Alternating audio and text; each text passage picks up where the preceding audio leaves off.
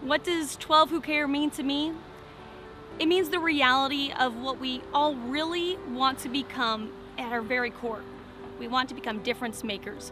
We want to just help other people be good people. And as journalists, we have the honored privilege of being able to tell the stories of people who actually followed through with that. They didn't just aspire to make a difference, they actually did make a difference. You know, 12 Who Care, it means to me doing good, no matter who's watching or if nobody's watching. All right, so many, if not most, teenagers would be the last to admit it, but they could certainly use a little help from time to time, especially when that helping hand comes from someone who has been there, who has done that. So let me introduce you to an honoree who, like most all unsung heroes, does not do it for the spotlight. Look how brave you are. That's what I'm talking about. You ain't even scared. Boom. And he actually does genuinely care about us. I can help them do the things that I wish I had before. And if you guys want to touch, you can take 2 fingers and rub her really softly down her back. Chris Connor lives outside the comfort zone. And when she's a little bit older, she'll be about 8 feet long. And he wants everyone to meet him there. I like your shirt. You're welcome. Excellent. He knows snakes. Well, for so many, that is the line of uncomfort. This is Kati, and she's a hog island boa, so you'll only find them in the hog islands, which is in South America. You want to do it together? Okay, we'll do it together. It's a tool of his.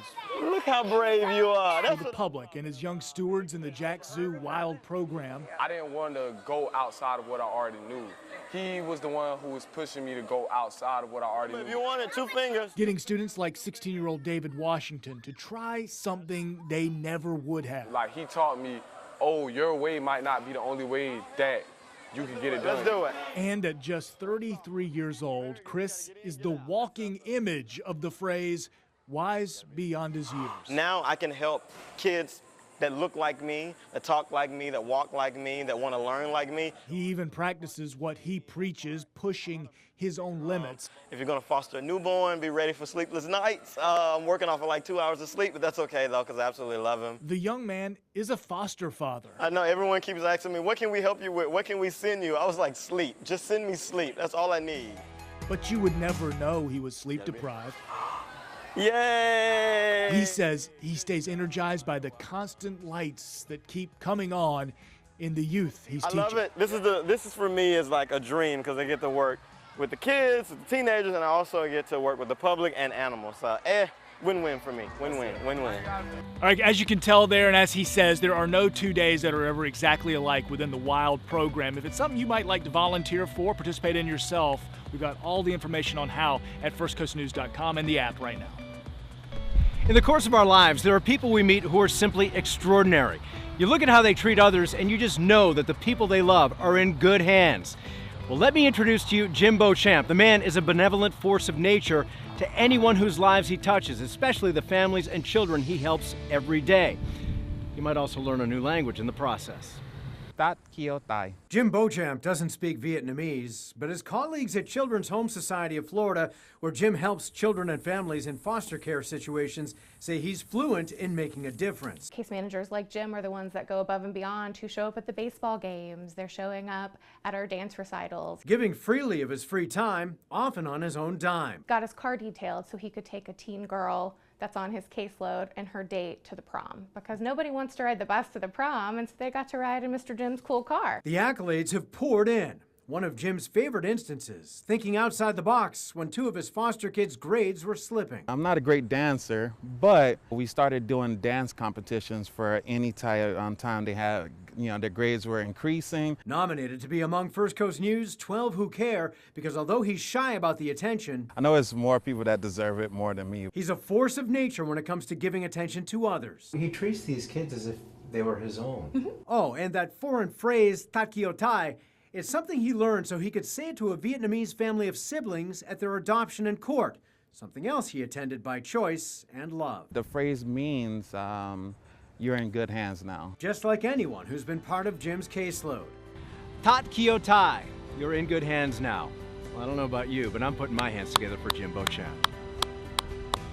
Jeff, thank you so much for introducing us to Jim Beauchamp. And you're about to meet more volunteers on our First Coast, making a huge difference in our community. People like Debbie Revels. Now, she is a First Coast mom, helping families prepare for the unknown. I'm watching the families. I see the fear they have in their eyes. I know that fear as a mom. I know the feeling of uncertainty. I know what that feels like. And so what inspires me is when I can sit down with them and say, this is who we are, this is what your journey is going to be like, and this is what the DSAJ offers.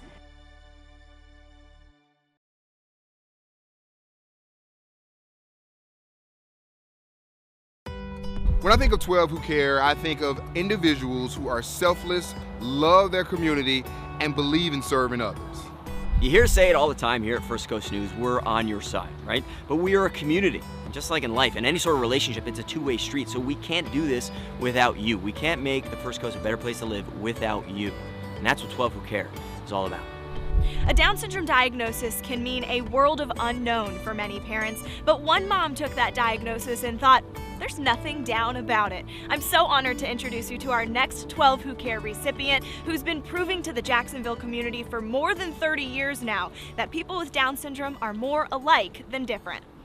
When I believe in something, I believe in it, and I cannot really rest well when I give up on that dream. Debbie Revels dreams big, but don't let her for a second fool you into thinking she ever gives up easily on one of her visions. I do believe the sky's the limit. I do believe the best is yet to come. And she lives by this mantra because of how far she's come and how far she's helped propel one organization near and dear to her heart, the Down Syndrome Association of Jacksonville. So it started because there was nothing. Absolutely nothing in Jacksonville at the time, and that has been 30 years ago. In 1989, the founding families of DSAJ recognized the need for education in the community and support for their loved ones with Down syndrome.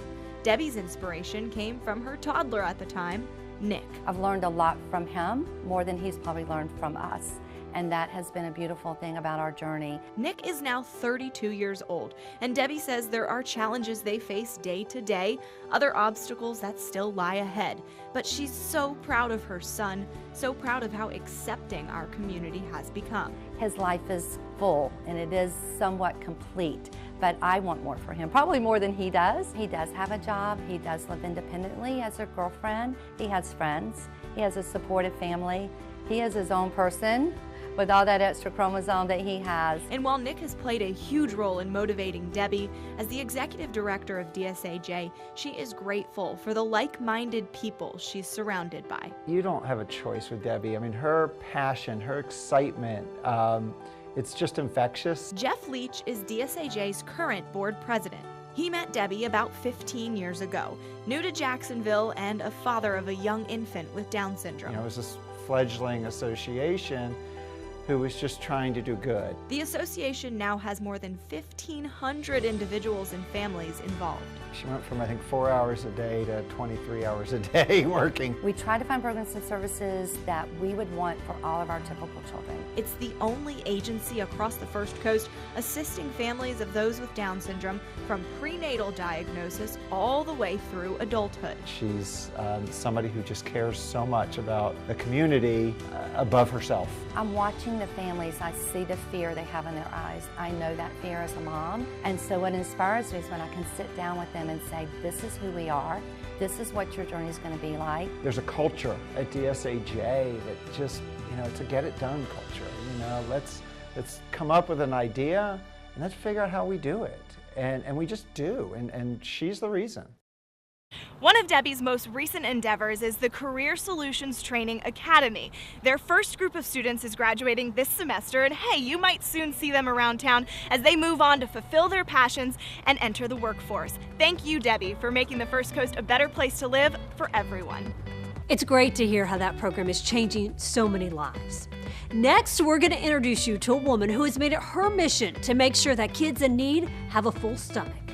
This isn't just in some third world country. This is right here. These kids are hungry. That's when 12 Who Care returns.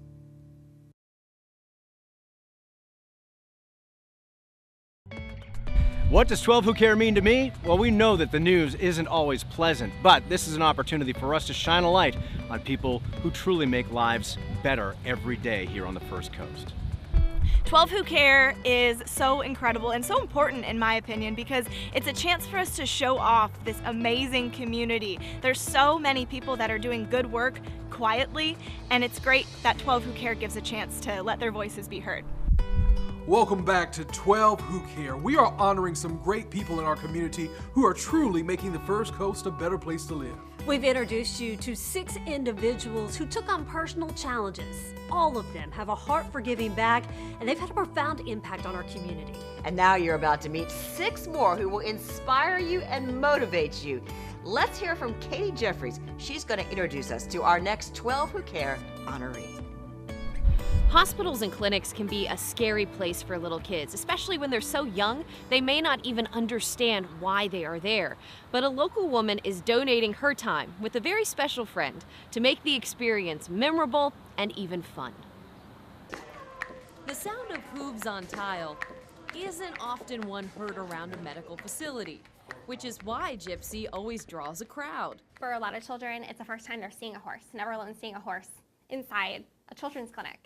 While Gypsy may be the star of these visits at Nemours Children's Specialty Care, she's not the true hero of this story.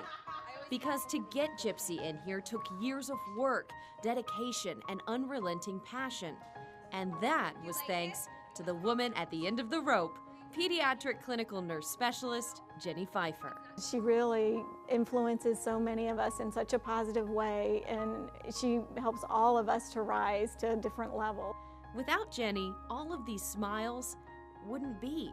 Jenny has always loved animals, all animals really, but especially many horses and dogs. Just take one look around her office and you'll see that. But she also has a heart for children and making hospital visits a little less scary. While Jenny does work for Nemours, this program with Gypsy and their second mini horse, Buck, is all done during her lunch hour or after her work is done. It's all volunteer time. In fact, to get Gypsy ready on these volunteer days, it's a 4 a.m. wake-up call with a series of baths and brushing to make sure that all infection protocol is followed. And her husband takes time off work to transport Gypsy. It's a lot of work, but for parents like Jessica Ladd, having people like Jenny is just as important as doctors and nurses. We know that her protocol is going to be followed, the correct medicines are going to be administered, but to have somebody that's worried about, well, how is she feeling today? Is she going to be scared today at clinic? Is she going to be, to have that, it's huge. And sometimes it isn't just the patients that need a moment with Gypsy. Some of our staff members will come down, they might be having a bad day, and they're like, I don't want to talk, I need Gypsy right now. And you can just see the stress just kind of go away. And that makes all the early mornings and extra hours worth it for Jenny. Seeing the difference that animal therapy is making in the lives of patients, their families, and staff. I've always connected to people with horses and with nursing, so I wanted to be a nurse because I love caring and helping people, and just because it could be 5 o'clock doesn't mean that it has to stop. So it's just the power of animals and people. Together, you can't go wrong.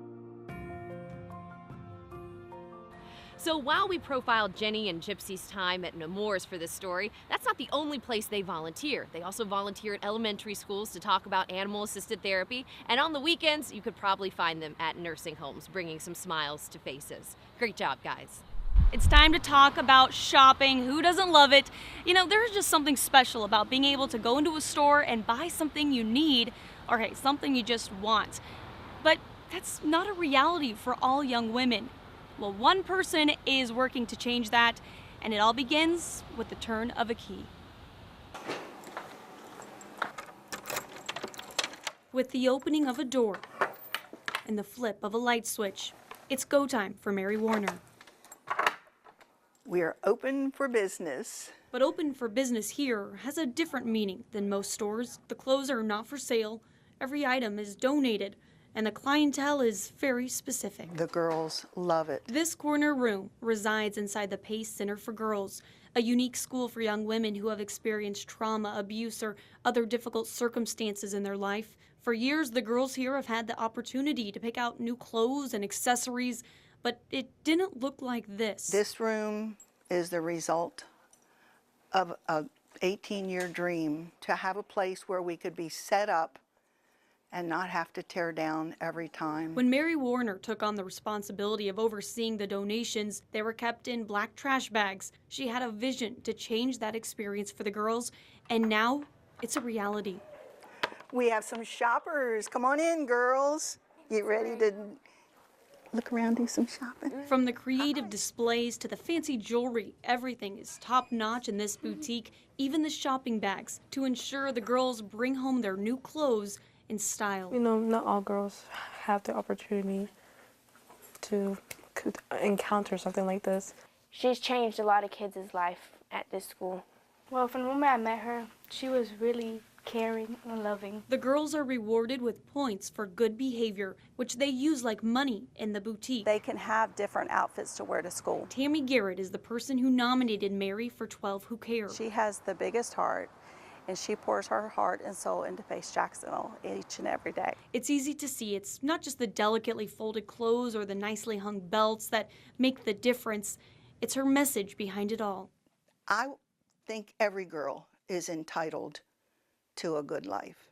She'll be 84 years old soon and has no intention of slowing down, because even when the lights go off here, the work is far from over.